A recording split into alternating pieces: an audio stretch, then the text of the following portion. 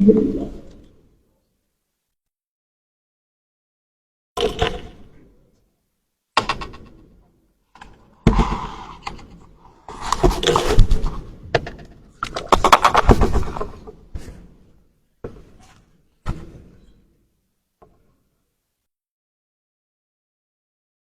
le représentant du gouverneur de Dakar, Monsieur le préfet, Monsieur le représentant du maire de Dakar, Monsieur le directeur général de l'Agence de développement local, Monsieur le président de la Fédération nationale des boulangers du Sénégal, Mesdames, Messieurs les représentants des partenaires techniques et financiers, Monsieur le président de la Fédération nationale des Daara du Sénégal, Mesdames, Messieurs, la présidente de la Fédération nationale des Ndeyu Daara du Sénégal, chers et honorables députés, distingués maîtres coraniques, parents et tuteurs des talibés, chers collaborateurs de l'Agence de développement local, chers élus et représentants des fêtières, distingués invités. C'est avec une grande émotion et une fierté sincère que je prends la parole ce matin pour le lancement de la deuxième phase du projet Mbourou Darey. Ce projet, vous le savez, n'est pas un programme comme les autres. C'est une initiative qui incarne la vision du président de la République, son Excellence Bassirou Diomaye Diakhar Faye, et du Premier ministre Ousmane Sonko, bâtir un Sénégal souverain, juste et prospère. Notre pays importe plus de 170 milliards de francs de blé. C'est une hémorragie économique, c'est une dépendance, c'est une menace. Le prix du pain, qui semble banal, est en réalité un thermomètre de la paix sociale. Quand il grimpe, ce sont des familles qui souffrent, ce sont des foyers qui s'inquiètent, ce sont des communautés qui vacillent, particulièrement les Koulibaly. Nous avons retenu une leçon claire. Un pays qui ne se nourrit pas de lui-même n'est pas libre. Face à ce constat, le nouveau gouvernement a choisi une voie courageuse. Une voie simple et puissante. Produire ce que nous consommons, consommer ce que nous produisons. C'est la souveraineté alimentaire, c'est la résilience, c'est cela la dignité nationale. Et c'est précisément ce combat, c'est précisément dans ce combat que s'inscrit le projet Mbourou Darey. Mesdames, Messieurs, Mbourou Darey, ce n'est pas seulement une boulangerie mobile, ce n'est pas seulement un champ de céréales, ce n'est pas seulement une moto de textile, c'est bien plus que cela. C'est un outil de formation pour nos jeunes familles. C'est une source de revenus pour les Daara. C'est un levier de cohésion sociale pour nos communautés, nos quartiers. C'est un moteur de transformation structurelle de notre économie locale. La première phase nous a donné des résultats concrets. À Tambacounda, par exemple, des Daara sont devenus des modèles d'autonomie. Le Daara d'Imam Malik à Saridide produit 21 000 baguettes par mois et génère plus de 2 millions de francs CFA de chiffre d'affaires mensuel. Globalement, ce sont plus de 37 000 baguettes par mois qui ont nourri 2 000 familles. Ces chiffres ne sont pas que de simples statistiques. Ils sont la preuve que cela marche et que nous pouvons réussir et que nous avançons dans la bonne direction. Chers partenaires, avec cette deuxième phase, ce sont 11 nouveaux Daara répartis à travers nos régions et départements qui bénéficieront de ces équipements modernes. À travers eux, c'est tout un réseau territorial qui se met en place. Le secteur primaire, par la mise en valeur agricole des champs du savoir.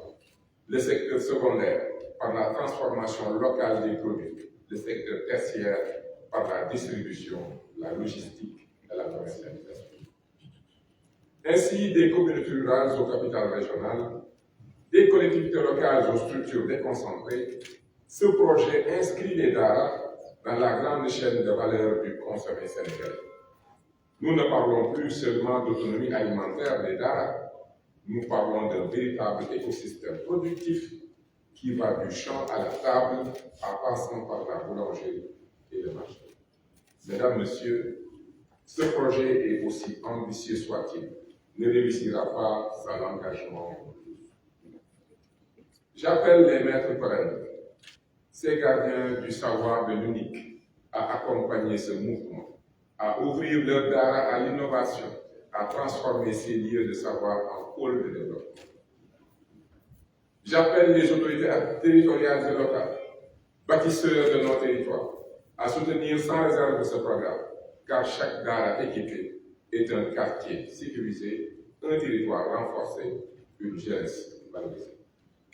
J'appelle les partenaires techniques et financiers, compagnons de notre résilience, à continuer de marcher à nos côtés, car ce projet est une réponse concrète aux objectifs de développement durable, éducation, emploi, sécurité alimentaire, lutte contre la pauvreté.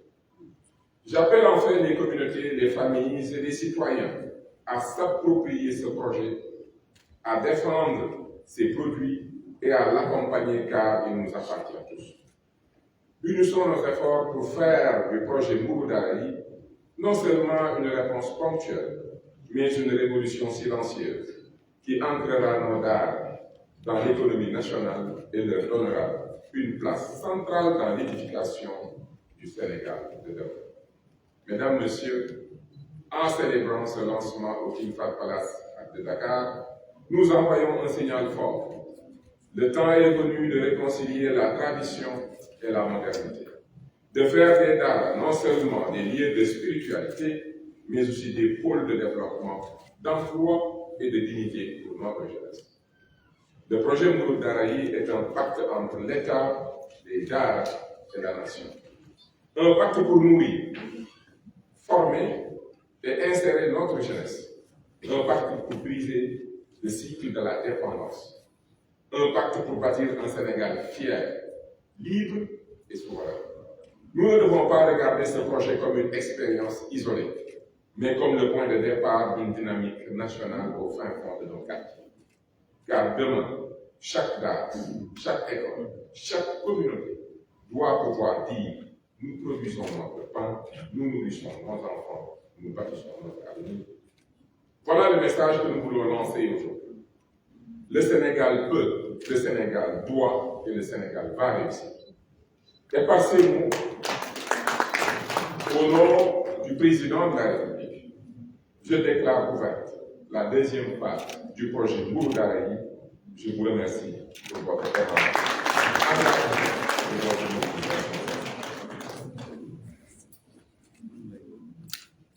may tënk kàddu yi ma fi yëkkati ci Wolof balaa loolu dinaa ne bismillahi rahmaani rahim wasalaatu wasalaamu ala rasulillah. maa ngi nuyu ñi fi teew ñëpp di jiital ci nuyoo bi ñi nga xam ne ñoo fi teewal gouverneur ak maire Dakar di beral nuyoo directeur général de l'ADER, président conseil de surveillance bi ñi nga xamante ne nii ñoo fi teewal fédération boulangerie du Sénégal, partenaire technique et financier yi ñu fi teewal daara yi nga xam ne ñoo la ministère de liggéey maître coranique yi ñi nga xam ne ñoom ñooy toppatoo talibé yi ñi nga xam ne aussi ñooy liggéeyal ak agence de développement local ak képp koo xam ne rek invité nañ la tey nga jëmmal suñu jotaay bi tey taaral ko ñoo ngi lay wax ñu ngi lay nuyu di leen gërëm di leen sant ci seen teewaay. projet bii bi ñu ko yëkkatee bokk na ci projet yi nga xam ne dafa méngoo ak li nga xam ne suñu kilifa suñu njiitu réew ko woote muy dañu war a tabax Sénégal boo xam ne dafay mënal bopp Sénégal boo xam ne dafa tegu ci dëgg maanaam nekk ndey di seex di yamale mooy Sénégal bu juste waaye am Sénégal bu prospère Sénégal boo xam ne dina am yokkute ak baawante gis-gis boobu lu ko président andee premier ministre Ousmane Sonko di ko doxal ci gouvernement bi ñu am pàcc buñ ma ci dénk ma ànd ci liggéey boobu directeur général Gambie signaté daf ci bokkoon vision ba ñu ko santoon mooy ADR dañu bëgg mu jege quartier ADR dañu bëgg mu wàcc ci économie gox bi xool naka lay dimbalee waa gox biir quartier waxuma commune biir quartier naka la ñuy soxalee koomu quartier ñu toog ñu waxtaan ci may seede fii ne DG bu am solo bi nit ku dal mi ngi nit koo xam ne suñuy kilifa ñoo ko tànn andi ko ci ministère bés bi mu jëlee service laa ko ñëwee waaye gàcce ngalaam jàmbaar liggéeykat la te boole wu ci waxtu la loolu bu ma taxawee fii foog ma seet projet bi bi ñu ko lancé li ci nekk ci biir ci mbiri koom dafa dépassé rek daara bu ñu jox boulanger dafay xeex suñu koom-koom njatt bi ñu ko njatt koom-koom boo xam ne at mu ne bu ñu waxee rek ci biir dugub dinañ jël 170 milliards génne ko réew mi ngir andi blé ci dëkk te boo xoolee suñu koom-koom ni ñu ko njattee ci poñ yooyu dafa bëgg lépp lu Sénégalais bi di jëfandikoo foog mu jël alalu réew mi xaalis fii génne ko réew mi pour produit boobu dugg fi te loolu ñett am réew mënu ko weesu mooy réew moo xam ne seen xaalis faw mu génn pour li ñuy dundee mënu mu nekk tam projet boo xam ne dafay xeex loo xam ne rafetul ci suñu der yàlla dafa dogal ni ñaar fukki at ci li ma jot a dund dama koo dund ci biir réew ma tàmm fu ma dajeeg nit bu tubaab boo xam ne xëy na sama xarit la wala xamante ne mu dem Sénégal ñëw bu ñu bisee su ma ko laaj bi ma koy laaj maanaam ko lan moo la choqué lan moo la gën a jaaxal bi nga ñëwee bokk na ci lim lay wax bu weesoo salte bi ci mbedd bi mooy xale yi ci mbedd mu nekk loo xam ne dafa am nun ko war a dindi ci réew waaye dindi bi du xeex bi nga xamante ne nii bés bu ne ubbi seen xol alquran ak bëgg njaboot ak bëgg taalibe ni moo ci ne waaye ñi ngi fexe ba xool modèle daara bi naka lañ koy structuré ba lépp doon njëg approche boobu ci suñu premier ministre Ousmane Sonko wax ne lii ñu bëgg muy suñu vision ci daara yi nañu fexe nan la ñu soppee daara yi ba mu nekk des lieux yoo xam ne dañ ciy tàggat ay nit ci xol ndax alquran mooy defal xol waaye tam tàggat nit ñi ci xam-xam yoo xam ne ëllëg dañ mën a sàmm si lii moo tax ñu lancé projet bi lii moo tax liggéey bi am solo ba leen di wax rek ne bu ñu yàlla dimbalee jàmm ndax projet bi yemul rek ci mburu ndax machine yi defar mburu ci réew mi lañ ko defar kon projet bi fi mu njëkk a commencé mooy buñ ko doxalee menuisier métallique yi dinañu gën a am xam-xam ci naka la ñuy defaree four ak machine yi lakk mburu yëpp ndax ñoom ñoo koy defar donc loolu ay commande la yu nar a ñëw ci ñoom pour ñu di ko defar bu weesoo loolu taalibe yi ak sëriñu daara yi ñoom ñoo gën a mën a nangu lekk mburu moo xam ne dañ cee dolli mboq dolli ci dugub dolli ci yeneen donc coppite gi ñu bëgg ngir suñu mburu bañ a nekk rek mburu mu nga xam ne li ci ëpp blé la ci biti lay jógee transformation boobu ci ñoom la gën a yomb kon mburu mi mburu la boo xam ne day tax ñuy gën a dindi dugub di gën a fulaal mboq loo xamante ne ni ci réew mi lañ koy fekk donc projet bi dafa am dimension agricole bi ci topp day jox daar bi modèle économique mais bi ci ëpp solo day jox taalibe bi métier loolu yëpp nekk ci biir mais surtout mission bi ñu jox ADR ne ko fexeel ba quartier yi am des lieux des projets économiques mooy day fexe ba quartier bu nekk am boulanger ci biir quartier di andi koom di wàññi njëg yi ndax mburu yi jógee ci mburu ci boulangerie bi bu weesoo neex bi mu neex xam naa ko ndax mos naa ko xam naa ne tey moom kilifa yi duñ ma baal dara mais njëkk li dafa gën a yomb pour ñi nga xam ne dañu dëkk ci quartier te loolu xaalis buy dellu ci poosu père de famille bi nga xam ne mburu dafa cheroon ci moom waaye mburu léegi wàññeeku ci moom ndax ci biir gàtt gi la te dafa bokk ci développement durable mooy développement bi gën ci développement mooy nit ki fa mu dëkk mu xam ne mburu mi kat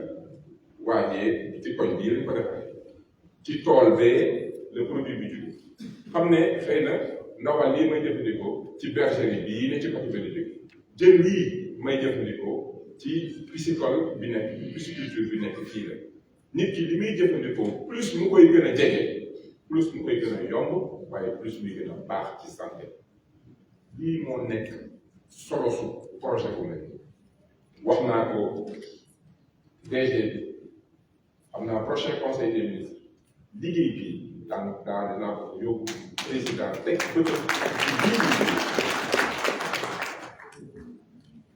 xëy na nag bu ñu yem ci mburu daara fi ñu bëgg a def xëy na dañ dem ba yegg ci jënu daara yi ndax daara war na mën a am ay zone de pisciculture yaa jën comme ñëpp am ngeen daara ñu yem ni nit yi parce que jën yi léegi dañ koy yàq nga am des centres de pisciculture am say bassin yaa say jën di ko jaay njaareem jéem a dëkk ndox mi dafa del si ci jeunes yi léegi dañuy dem ci kii dinaa ko jëriñ di ko génn donc loolu xam-xam la war nañoo mën a dem ci bergerie daara yi ndax association maire yi am nañ projet bu am solo di jël ay famille di leen jox benn xar bu góor ak ay xaru jigéen pour que ñuy produire tabaski li ñuy soxla ci xar maire yi di ko produire projet bu am solo tey imaginer leen daara boo xam ne am na ay tool yu muy béy ngooñ yu bëri mu am 100 xar yu jigéen xar yooyu ak mu ne ñu koy amal 2 ba 3 doom loolu li muy jur ci alal ak ci mën nañu dem ba daara yi sax am ay boucherie yoo xam ne ci biir koñ bi di nga bëgg tànkaam kon boog faw ñoo xam ne tey ci mburu la ñu tàmbale waaye bëgg nañ dem ci yeneen ndax yooyu yëpp ay xam-xam la ay métier la lu ñu soxla ci dëkk bi la te loolu mooy mën a andi comme yi nga xam ne dañ ko soxla xam naa nag faw ma yemale waxtaan bi sinon dinañ ne ministre bi mooy DG mais li ma bëgg a wax rek mooy bu la yàlla dimbalee ñu jox la DG boo xam ne yéen a bokk yéen mu nekk jàmbaar ba noppi nag yàlla dimbale ko mu am ay collaborateurs yu am solo yi nga xam ne ñoo gérer projet bi yàlla dogal tam may liggéey ñoom lu bëri ndax dañu fi yàlla tegee ba léegi ñu ngi dugg ci dëkk bi di def ay concertation te ADR di ci jouer rôle bu am solo loolu tax ma miin équipe bi loolu ma leen di jaajëfal ci seen taxawaay di leen jaajëfal ci seen liggéey bu am solo di wax rek ne Sénégal réew bu mën a andi ay coppite yu am solo ci li ñuy dund ndax bu dee xam-xam ne nii bu dee yar gi bi di am solo rek moo nekk ànd nekk benn yëkkati ay lu am solo ñu jëf ñu jokku ci ngir jëriñ di doon jëriñ jërëjëf